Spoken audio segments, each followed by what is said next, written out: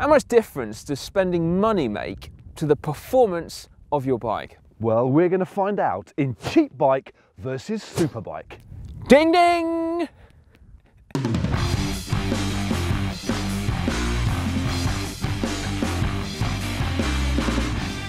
Two bikes at the opposite ends of the spectrum. Firstly is this, Canyon's Aeroad. Lightweight, carbon fibre moulded into aerodynamic shapes, but not at the expense of comfort. And on board we have Shimano's latest and greatest R9170 group set, and that means electronic shifting and hydraulic brakes. And also we have Shimano C40 wheels, so low weight and aero too. Yeah, and then we've got this, a Rally, which we bought on eBay for £90. To be fair to it, it is actually an awful lot of bike for the money, but how much of a handicap is it going to be? You know what, mate, I actually think it's all white. Apart from the bar tape, that's not white, but the rest of it's all right. Yeah, he's pretty much spot on this side. Right, round number one. It's a simple one, this one, climbing, men and machines against this, which is actually a particularly uncomfortable climb, just shy of 2 kilometers long, an average gradient of 11%, which I always think is weird because most of it feels like it's above 20%. It's a tough one. I'll just grab that one for now. No, this is mine after all, Si, so I'm going to have first dibs on this for the first descent, if that's okay. Sorry, mate. Yeah, that's all right. No, fair enough, because you'll be tired then when you're riding this one, and that one will feel better. Okay, no, that's fine, mate. If you want to do it that way around, it's your call. Oh, and have we mentioned we're going flat out? Now, the major difference between these two bikes when climbing is their weight. The Superbike is a lean and mean 7.3 kilograms with a Wahoo element attached. Remarkable when you take into consideration that it's an aero bike with disc brakes. And a cheap bike is a rather weighty 11.95 kilograms, a difference of over 50%. All right. Right, so you go first. I'm going to give you a minute. Okay. But I'm not overly hopeful of catching you. You know what to do? Yeah. Right. Wish me luck. Off we go. Look at that. Poetry in motion.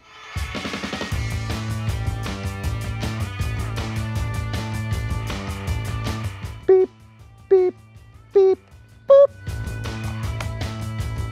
In first time! Ho ho!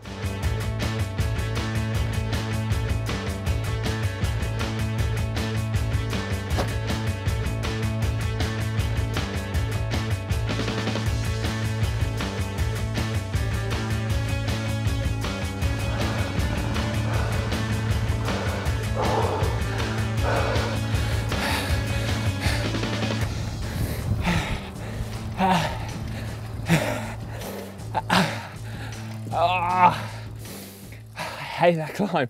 I absolutely hate that climb. To be fair though, I do like this bike. That felt cool. And most importantly of all up there, big range of gears. I ended up using my lowest, which is 34 at the front and 30 at the back. So we'll see how it goes on the other one with racier gears.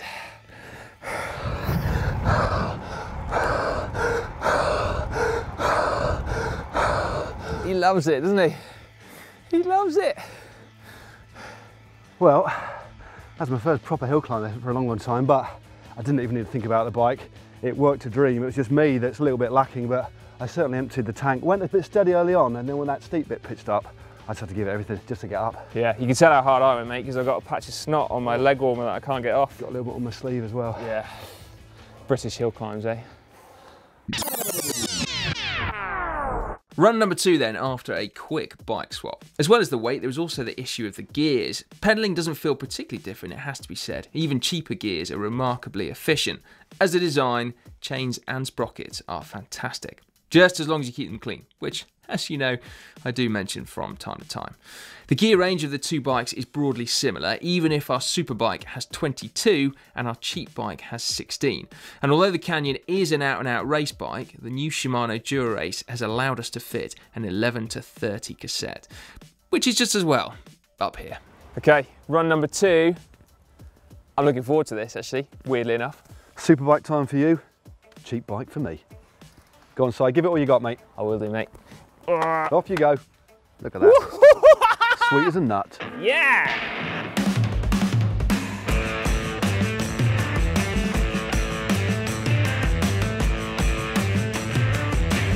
Oh my goodness me, that feels good. Like, stiff, responsive. I'm intrigued to know the results, but purely based on perception, this is another world, I'm afraid. Here we go, cheap bike time. First time.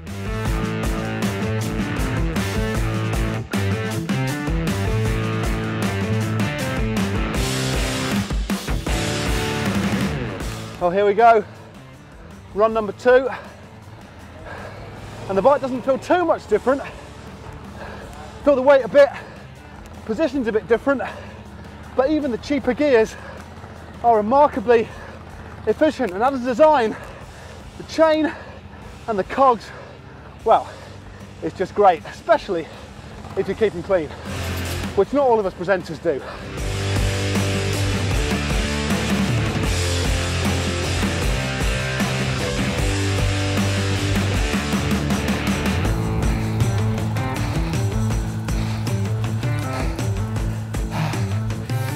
Oh.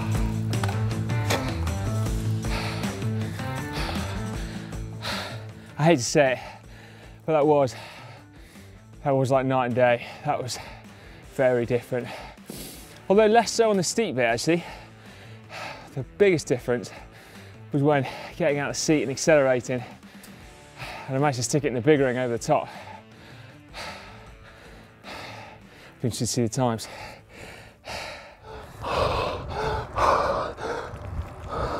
Well, to paraphrase 3-time Tour de France champion Greg LeMond, it doesn't hurt any less, you just go faster. The question is, how much faster? And the answer is actually quite a lot, wasn't it? Nearly a minute for both Matt and myself, which corresponds to just about 10% time difference. Yeah, what about the feeling? Because that's pretty important too. Well, for me, obviously, this bike, the Canyon, the Superbike, did feel far stiffer, far more responsive, and I must admit I spent a lot more time out of the saddle. I felt the power was transmitted far better. This bike, I felt a lot more comfortable sitting down and applying the power in a slightly different way. It just felt generally a little bit more sluggish. Round number 2, with the climbing out of the way for today, we've got a simple but very important test: braking. These Shimano hydraulic brakes are the absolute bomb when it comes to performance. They've got all the power you need, but with added modulation, meaning you can use that power to stop far quicker rather than skidding down the road. And the tyres, well, they're gold standard as well. Continental Competition 25mm tubulars. It's a pretty simple test, riding at 40 kilometers an hour downhill and then trying to stop as quickly as possible.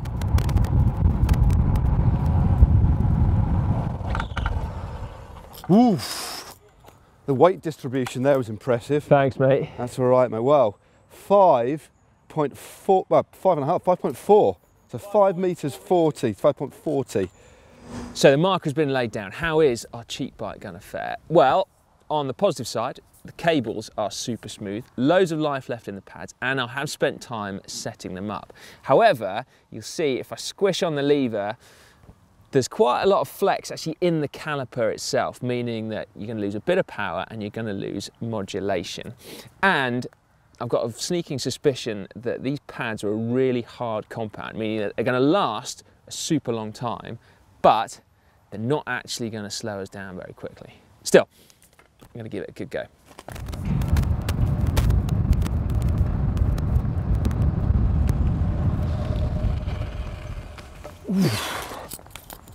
Just keep that bike steady, please, Si. Sorry, Matt. Thanks, sorry, mate.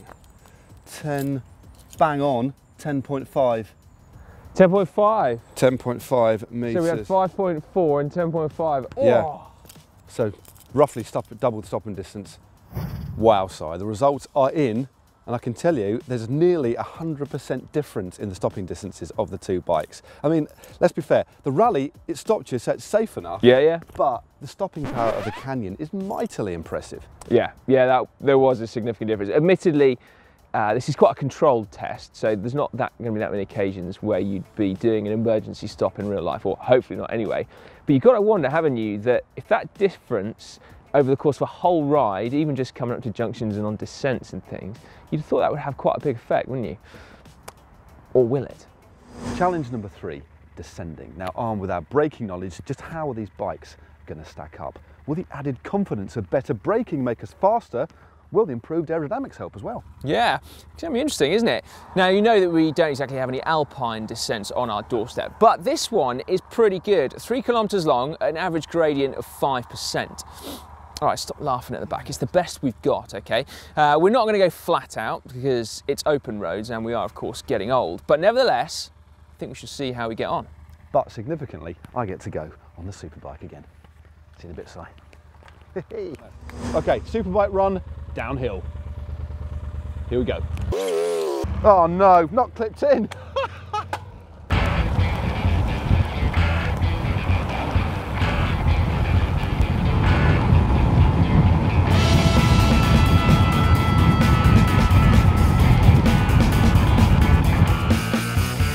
Okay, here we go. A descent I know well on a bike I'm not very familiar with. Poor brakes, but let's give it a nudge.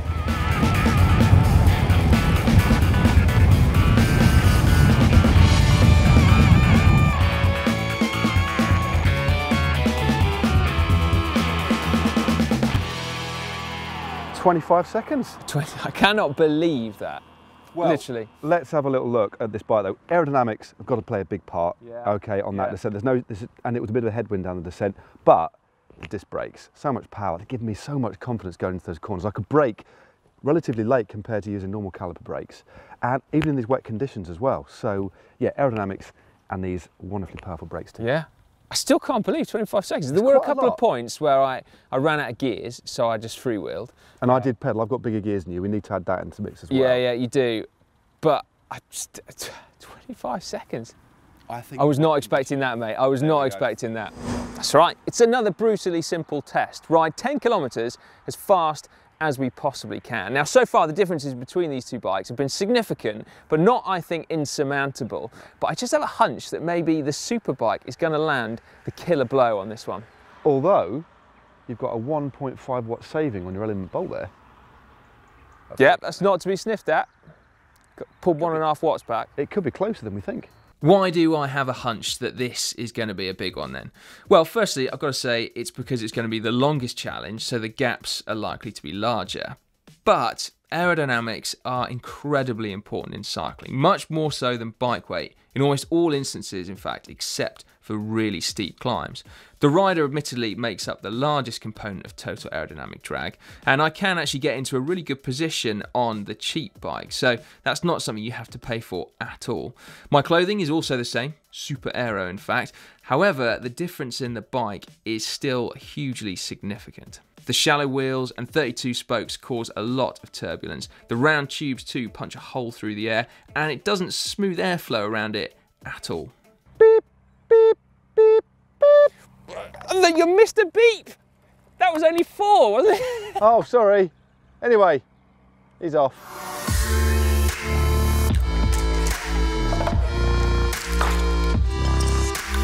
Okay, here we go. Beep, beep, beep, beep. In first time again.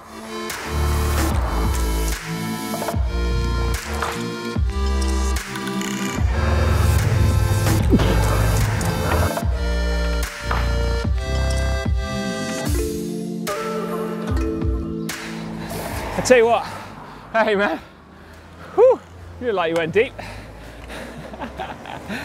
The funny thing about all of this is actually the thing that bothered me the most, let it out mate, let it out. The thing that bothered me the most was I couldn't get the right gear because it's only 8 speed. I know it sounds stupid, but I was either pedaling too slowly or too fast. And like, it's not a biggie, but it does weigh on your mind a little bit when you're going full gas. Yeah, I went pretty much flat out there, mate. That one, there's no, the bike. No I didn't really, no, I didn't really have to think about the bike. The gear ratios were fine, bottom of the block. Just felt good, and it felt, I'm not particularly quick these days, but this bike is pretty quick, and it felt like it was doing the job. So. Come on, mate, can I have a go, please? I'm desperate. All right, If the Chiq bike's shallow wheels and numerous spokes cause a stack of drag, what's the secret of the Shimano C40s? Well, there are fewer spokes, just 16 and 21 front and back, but the main reduction in drag stems from the rims. Deep section and made out of carbon fibre to allow for this specific wind-cheating shape. The rim is 28mm wide, so that there's minimal disturbance of air as it transitions from the tyre to the rim, and the shape of the rim itself is called toroidal. That means it's aerodynamic on both the so-called leading edge, but then also on the trailing edge, so as the air meets the second side of the wheel. You ready, mate? Go for it, mate. Okay.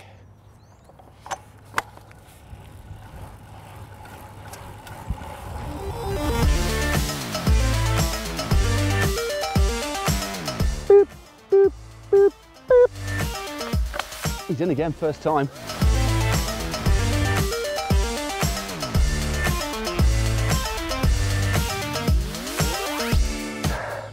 Time trial is horrible, isn't it? It is, isn't it? But at least it was over quicker on this one. I don't actually know exactly what the time difference was, but just looking at the Wahoo, it looked like there was between about 3 and 5 kilometers per hour difference at all times, which is massive, isn't it? Let's face it. Yeah, I didn't have a problem with the gears. I just tended to just hoop a big one around that dodgy corner. That was. It just took me a while to get this one going from the turn, and from out of those bends we had to slow down. That's a little bit sluggish, but once you got dialed into a position, it was as quick as it could go, but clearly not as beautifully sculpted and shaped as the Canyon. But I thought you were going to talk about my legs then. Oh no, they are pretty beautifully sculpted. Yeah, thanks. But no, a pretty good workhorse this. It is, yeah. I mean, I don't know about you, but you know, I think my average is about 40 kilometers per hour. That's still pretty respectable, a 90-pound bike. Yep. That's turned into quite a tough day, isn't it? Certainly has. Right, results then. Unsurprisingly perhaps, we've just seen a clean sweep of victories for our Superbike. It climbed faster, it braked faster, it descended faster, and it time trialled faster.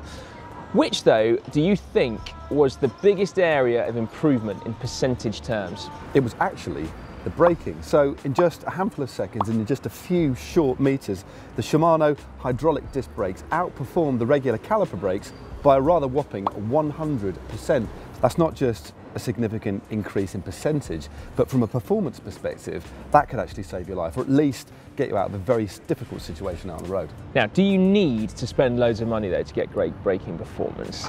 I don't think you do. In fact, I strongly suspect that a bike with Shimano Sora calipers on would close the gap to those Dura-Ace hydraulic discs quite significantly. So actually, if you do have cheaper calipers, then spending a little bit to replace them could well be a really, really intelligent upgrade. Absolutely. So, Si, what is next? Aerodynamics. Well, both descending and time trialling, the performances were pretty illuminating, but for me, the descending did catch me a little bit by surprise. Yeah, there was a 15% difference on average between the Superbike and the Chiq bike. Now, on the descent, of course, as we've just seen, the brakes will have been responsible for a chunk of that time, but undoubtedly aerodynamics have an effect, and certainly in the time trial they did. The bad news, I'm afraid, though, is that aero wheels and aero frames don't come cheap. So in this instance, the Chiq bike was at a really distinct disadvantage. Although in its defence, if it's speed that you're craving on that bike, don't do TTs. No, exactly. If you want to race, then race bunch events instead, like a road race. Because if you've got some shrewd tactics and some strong legs, then the disadvantage of riding an unaerodynamic bike will be lessened really significantly when you're riding in a peloton. So work on your body position, maybe even tailor your cycling kit if need be, and you will be able to fly. So what about the climbing then? So on that short, rather brutally steep climb that we did our tests on, the difference between the two bikes was around 10%. So it just shows that over 4.5 kilograms makes a massive difference. Yeah, it does, and it's also worth saying, isn't it, that those two bikes felt like completely different animals, like chalk and cheese. And so you can really see why people get obsessed about bike weight. If you like steep climbs, it does make a difference. You know what, mate? If I'm being completely honest, I genuinely was hoping that the difference between these two bikes wasn't going to be quite so significant. But the fact is, the Superbike is in a different league. It's just faster, period. True. So what should we look at next then? Well, how much do you think it's going to cost to start to really narrow that gap? 500 euros? $1,000? £2,000? Yeah. Before we do get onto that though, I think there is one last important point that we should address, and that is that our Chiq bike is still a great little bike, isn't it? It ticks two fundamental points. Firstly, it's safe to ride, and secondly, being a road bike, it's just great fun. Yeah, it was a lot of fun to ride, so you shouldn't get disheartened about this at all. If you do have a cheaper entry-level bike, it shouldn't always be about the bike. Yeah, that's absolutely right. We are all part of the same tribe, no matter what we ride. So, on that note, do make sure you subscribe to GCN. We're all part of the same tribe. To do so, just click on the globe. It's completely free. Now, for another sort of sciencey video about how important weight is, how about clicking just down here where me and Dan did that very test in Andorra? Yeah, wearing your fat rucksacks. It was fat rucksacks. Yeah, or to see a little bit more about Matt's Superbike, and in particular, his Shimano Dura-Ace R9170 group set, click just down there. And don't forget to like and share.